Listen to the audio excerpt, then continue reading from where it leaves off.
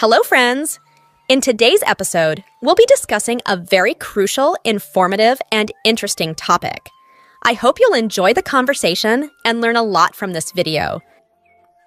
If you do learn something, try implementing it in your own life to improve yourself. Plus, by improving your English, you'll also gain some knowledge. I promise that you won't be disappointed if you stick around till the end. Before we begin, let me ask you a question. Which social media platform do you use the most? Which one do you think is the best? Feel free to share your thoughts in the comments below. What's the mean, dark side of social media? Well, social media can have negative effects on our mental health and well-being. For example, constant comparison with others, cyberbullying, and addiction are some of the dark sides of social media. Hi, Tom. It's been a while since we last saw each other. You look tired. Are you feeling okay? Hey, Daisy. Yeah, I've been feeling a bit weak lately. Some of my friends pointed it out to me, and now I'm starting to take it seriously. Oh, I'm sorry to hear that. Is there anything going on that might be making you feel this way? Have you been taking good care of yourself lately? I'm feeling a bit lost lately. I've been spending most of my time at home and not doing much physical activity like I used to. It's making me feel a little down, you know? I understand your situation, and I'm here to help. I recommend taking a break from online video games and limiting your social media use to the extent possible. Additionally, consider taking a short walk outside to refresh your mind and improve your mood. These simple steps can have a significant impact on your overall well-being. Wow, great tips. Hey, Daisy, don't you use social media or play video games? I don't like to play games online. How about you? I enjoy playing games online, as you know, but I can understand why some people might not like it. What about social media? Do you use it often?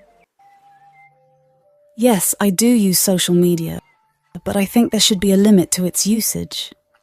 It can be a bit overwhelming at times. When something is overwhelming, it means it feels like too much or too intense. Imagine trying to carry a huge pile of books all at once. It's too much for you to handle comfortably. Similarly, when someone says social media can be overwhelming, they mean it feels like there's too much information or it's too stressful to handle. For example, someone might say, I find social media overwhelming because there are so many posts and notifications to keep up with. I don't keep my phone with me all the time and try to keep it at a distance. I completely understand. It's important to find a healthy balance in everything we do, especially when it comes to social media. I never felt that I was wasting my valuable time from my life. Yeah, it's definitely a serious problem. Nobody talks openly on this topic. Now you tell me how much time to spend on social media every day. I don't really count how much time I spend on social media, but if I had to guess, I'd say I spend about 4 to 5 hours on it each day. How about you, Daisy? Well, as I mentioned earlier, I'm not very active on social media. I usually spend around 20 minutes to an hour, but not more than that. I like to limit my time on social media and focus on other things. I feel like it's hard to find enough time to meet my friends and improve my relationships with them. Instead of celebrating with them offline, I often end up tagging them a happy birthday on social media. It's a great point. It's better to call and talk to your friends instead of just tagging them on social media. I believe that personal conversations are more meaningful than just wishing someone online. It's important to maintain our relationships in real life and not just on social media. What do you think? Do you prefer having a real conversation with your friends or just tagging them on social media? Honestly, I completely agree with you, Daisy. Personal conversations definitely feel more genuine and meaningful.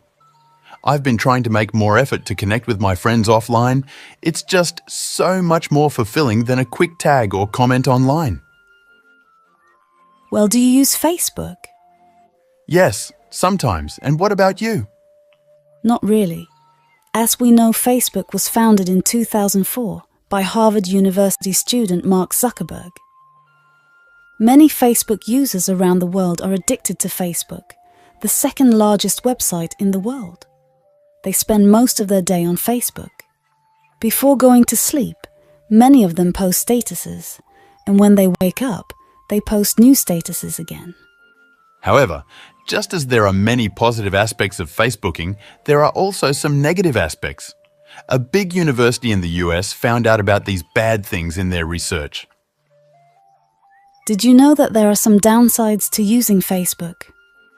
Some studies have shown that excessive use of Facebook can have a negative impact on our mental health and well-being. For example, constantly comparing ourselves to others on social media can make us feel unhappy or inadequate. Additionally, the more time you spend on Facebook, the worse you'll feel. Research shows that people tend to compare themselves with others who receive more likes on their posts. Seeing others' beautiful, funny profile pictures can make one feel their own life is less exciting or colourful in comparison. I don't know what they get in return for posting these. Are there other studies investigating how Facebook can make us feel bad? Two researchers, Holly B. Shakya and Nicholas A. Christakis, studied how using social media affects people's well-being. They looked at how people use Facebook, like giving likes to posts, making their own posts, and clicking on links. The researchers also asked people to name 4 friends they talk to about important things and 4 friends they hang out with. They collected this information for 2 years to see how social media affects people's well-being over time. The researchers found that having a good social network in real life is good for people's well-being, but spending more time on Facebook is bad for physical and mental health and life satisfaction. They also found that people who give more likes and click on more links tend to have lower well-being. Spending a lot of time on Facebook also makes people feel worse after a few days. Not only that, but also lack of privacy. There are many things about ourselves that we don't want everyone to know. But because of Facebook, even if you don't want to, it can share those things. It's like your mind is being read unknowingly. It's better to keep personal matters personal by staying away from Facebook.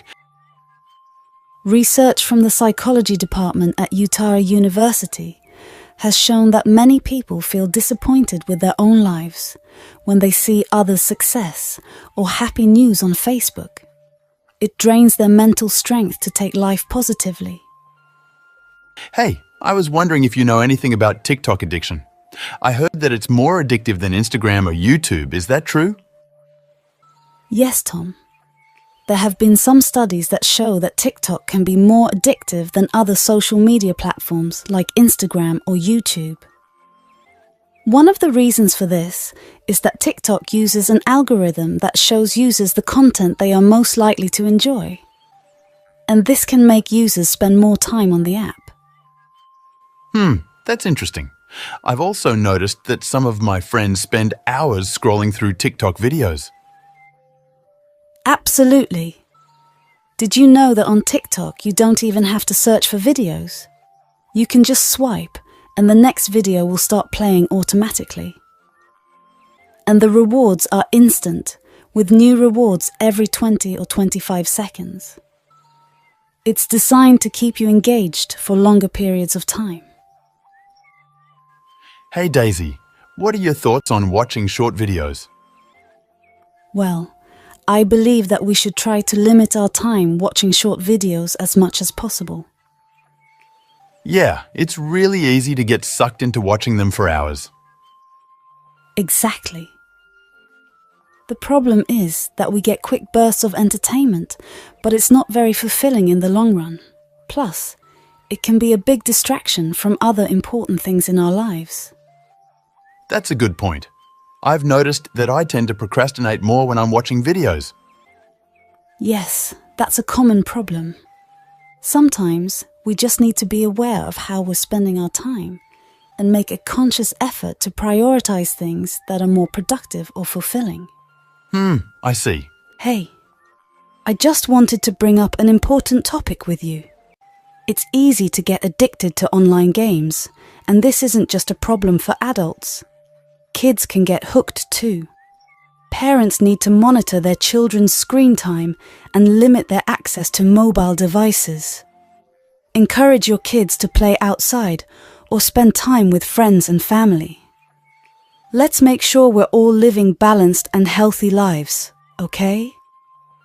Absolutely. But I think that children should not be allowed to use mobile phones. I believe that mobile phones can distract children from their studies and affect their overall growth and development. However, if children need to use mobile phones for studying, they should do so under the supervision of their parents. This way, parents can ensure that their children are using mobile phones for study purposes only and not getting distracted by other things. It is important to strike a balance between using technology for academic purposes and enjoying other activities that promote overall growth and development. Hey, have you ever noticed how uneasy and uncomfortable we feel when someone takes our mobile phone for a few minutes, even in an emergency? Our minds are constantly thinking about our phones, right? It's because we're so used to being connected to our devices all the time. But it's important to take a break from our phones once in a while and focus on other things around us. This can help us feel more relaxed and refreshed. What do you think? Have you ever tried taking a break from your phone? Absolutely, Daisy. It's essential to take breaks from our devices and live in the moment. Personally, I've found that disconnecting from my phone and spending time with friends and family can be incredibly refreshing. What about you? Have you found any specific activities or hobbies that help you unwind and disconnect from technology? Absolutely, Tom. I totally agree with you. Disconnecting from technology can really recharge our batteries.